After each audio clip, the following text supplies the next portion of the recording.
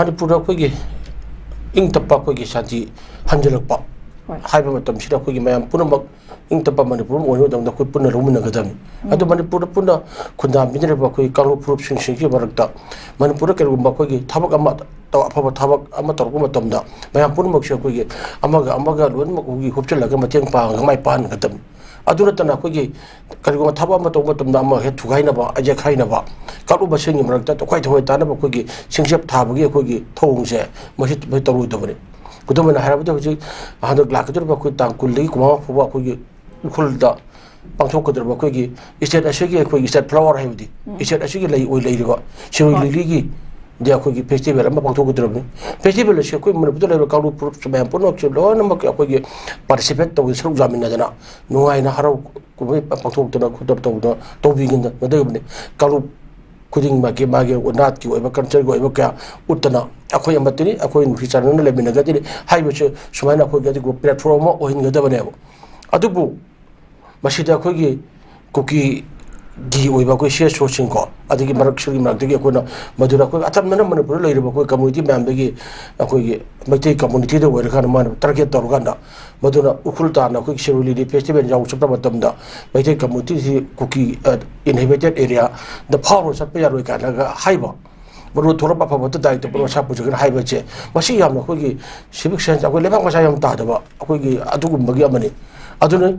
maduna moina hariba wafam aduna Manipur se ko gi punchen maya da ba talu ba chan ama to kwai le na pamba haiba gi phum mum da lai aina he haijaba duni Manipur da lai pura ma se Manipur se ko gi lenga ki lamni Manipur se ko betai gi lamni naga gi lamni kuki gi lamni maje pang lamni haiba leite amdani punna le mina ga damni adai da se da ko gi se da ko separate immigration atu to wo khaina ko kuki jing to rei ba se to piro ko adu apun bagi pangkal apun bagi thora pangar apun bani habjiro punjin je habini adura moina tawrai ba bi kuki festival jeram kado ko ge shiroi festival sida maide community sing che kuki tabalam phaw cha pe roi tawrai har matam da ko ge nation im ko atai mayam pun mangna am la mo ta wa hre do atu mala mo ta do wanga mo hode aduna adu madu yaroi adu ge sabsana ko ge adu mayang na ge haiba che sumaina ko ge akhoi mugna ba tholokpa ama tholokpa hauji karan hawi hai matam ko gi kuki rom de han hawi yabo eda hawi yabo hoji Manipur chahi ni chona lan mai chak lei su kari gino moina khoi gi Manipur gi apun me saktam che thugar kuki inhabited area pul laga da sepe immigration program ko inen to tilama shemni hai bi shi ne bo shi da jum mo isuk tawur lei hibu dagi man khoi ku irang is taw non live ne bo ko adana ma sigi irang sigi horok pom kari no khange karana tawrino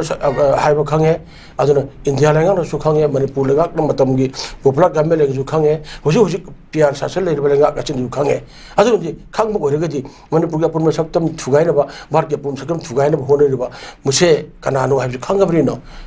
hwai kari gi damak tam ko gi matuk da ko gi ai ni ba tabuk lokut ba kari gi no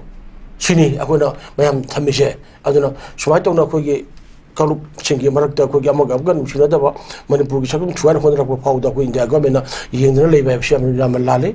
ada hadak ta ko gi jamuna Kashmir ya ko gi program thok rib do terrorist sing da ko gi lanchatra ba me mission control rumel kaptan ha thi matam da di ko gi produkta ko gi je yo ko operation sindur ga torganda chathadna ko gi terrorist ki ko le bhamoi gi mapal da red tawduna mission caption na thugai dana terrorist sam ki mayara hat bagi bema lei na go athai tawduna ko gi Manipur ga pon saktam thugai na ba Manipur gi tokhai ba ko gi moi separate immigration talib kam ko se masi yati hai se ko gi bar lenga no chap chara ko khangan hum thopani aduna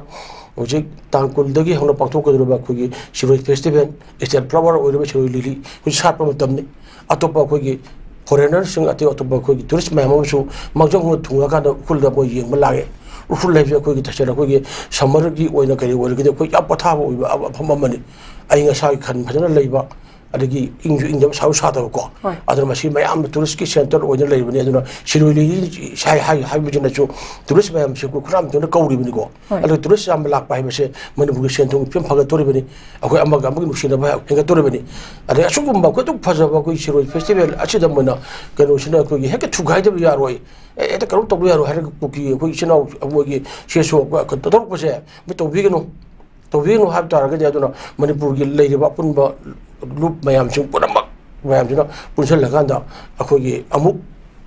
kuki yam shaktiran oibe sin masak tamu tong tara gadi akhoi pam da thok bo ora gadi nuai roi adra akhoi ama to ne himene si suroi festival si akhoi gi lan mu pang thok bo ora ga su akhoi phajana ngak sera thabak tawgani hairi adra manipur le ro community me pon bag no participate to min nadana akhoi ama tani apun bagi saktam un min nadana nuksi janan le min utsi aduna tana yakhai thingai ba hai ba se yam phatabani no matam pur mak ta adu yakhai thingai mi do gi bayukta